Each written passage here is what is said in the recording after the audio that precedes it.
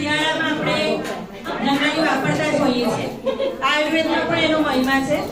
તો સૂંઠની ગોળીમાં અમે 100 ગ્રામ સૂંઠ પાવડર લીધો છે, 200 ગ્રામ ગોળ લીધો છે અને 100 ગ્રામ જેવા ઘી લીધો છે। ત્રણેયને મિક્સ કરીને સરસ મજાની લાડુળી બનાવી છે। રોજ આપણે બાળકોને આપીએ એક ટાઈમ તો પણ એમને શરદી, ઉધરસ, ખાંસી ઘણા બધા રોગો દૂર થાય છે। બીજું કહેવાય છે અત્યારની હાલ લેટેસ્ટ સમસ્યા મોટાપો, વજન ઉતારવામાં પણ એક ખૂબ મદદરૂપ છે। બીજું વજન વધારવામાં પણ મદદરૂપ છે। જેમ આપણે અળસીમાં 2 પ્રકારના ગુણ મળે છે એમ સૂંઠની ગોળીમાં પણ 2 પ્રકારના ગુણ મળે છે। તો એ વજન વધારી પણ શકે અને વજન ઘટાડી પણ શકે, પણ એનો ઉપયોગ આપણે સમજવો જોઈએ। બીજું એમાં ખાસ નોંધ છે કે હાઈ બ્લડ પ્રેશર જેને હોય કે જેને એસિડિટીની સમસ્યા હોય એ ડોક્ટરના કન્સલ્ટેશન વગર એ ગોળીઓ લઈ શકે નહીં, એ ખાસ નોંધ છે આમાં। બાકી બધું બહુ ઓક્સિજન છે, સંધિવા જે સ્નાયુઓના રોગ છે, સાંધાના દુખાવા છે એમાં મોટી રાહત છે।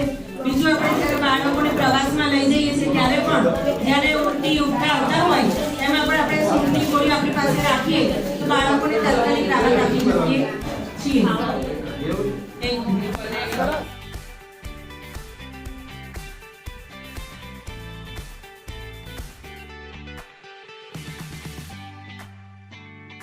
અમે બનાવી છે 2 આઈટમ બનાવી છે, એક દૂધ પૌવા અને બીજું મિક્સ કટોરી ડીશ બનાવી છે। હવે દૂધ પૌવા આપણે જાણીએ છીએ કે ભાઈ દૂધ સંપૂર્ણ આહાર છે, દૂધમાંથી પ્રોટીન, વિટામિન બધું મળે છે, એટલા માટે અને એમાં કશું ફાસ્ટ ફૂડ કે કશું આવતું નથી દૂધ પૌવામાં, બીજું કોઈ બહારનું બધું। અને બીજું મિક્સ કટોરી ડીશ બનાવી છે, મિક્સ કટોરમાં મગ, ચણા અને પછી થોડા વેજીટેબલ્સ લીધા છે, કાકડી, ગાજર અને બીટ, એટલી વસ્તુનો ઉપયોગ કરેલો। તો આપણે જાણીએ છીએ કે એમાંથી વિટામિન્સ બધું સારું મળે છે, આપણા શરીરનો ફાયદો કરે છે।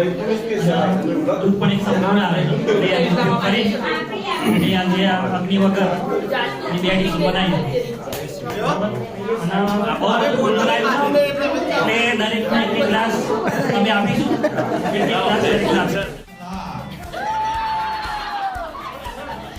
આજની અમારી સ્પેશિયલ આઈટમ છે beef and pav કુકુમ્બર stuff salad. આ નામ બોલતા બોલતા દિલ્હી પહોંચી ગયા। અને ખાવાની રીતે બતાવજો। હા, ખાવાની રીતે સમજી વાનગી બનાવી છે બહુ સરસ રીતે અમારી બહેનો બાળકો છે નુપુર, માર્ગોની, શીતલ, ધીરેન, વસંત, ભાવિન, આ બાળકોના નામ છે। બાળકોએ સરસ મહેનત કરી છે અને વાનગી બનાવવાની સામૂહિક જે નિર્ણય લેવામાં આવ્યો beef and sprout stuff salad, આમાં અમે ઉપયોગ કર્યો છે કાકડી, ટામેટા, ડુંગળી, શિમલા મરચું, થાય છે પનીર, ચીઝ, કોથમીર,